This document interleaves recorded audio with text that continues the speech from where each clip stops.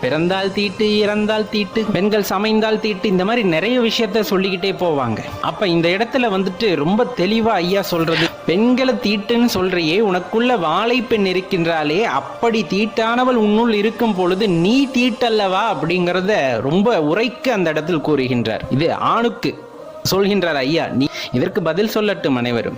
ஏன்னா யோகத்தில் இருப்பவர்களுக்கு நன்றாக தெரியும் அம்மா வாழைப்பெண்ணை பற்றி. அப்ப கட்டாயமா நம்ம தெரிந்து கொள்ள வேண்டியது, சிவ வழிபாட்டில் சிவபெருமானை வழிபடுவதில் ஆண் பெண் என்ற பேதமோ, மனிதன் மிருகம் மரம் என்ற பேதமோ எதுவும் கிடையாது. கல்லானாலும் இறைவனை நினைத்து விட்டால் அது கடவுளாகின்றது, மரமானாலும் இறைவனை வணங்கிவிட்டால் அது தலவிருட்சமாக இறைவனாகவே மாறுகின்றது. அதே போலத்தான் நீங்க எறும்பு, யானை, ஈ, இந்த மாதிரி எல்லா உயிரினங்களையும் எடுத்துக்கொள்ளுங்கள். எறும்பீஸ்வரர், ஈங்கோய் மலை, இன்னும் அடுக்கிக் கொண்டே போகலாம். ஒவ்வொரு உயிரினங்களும் பார்த்தீங்க அப்படின்னா இறைவனை வழிபட்டு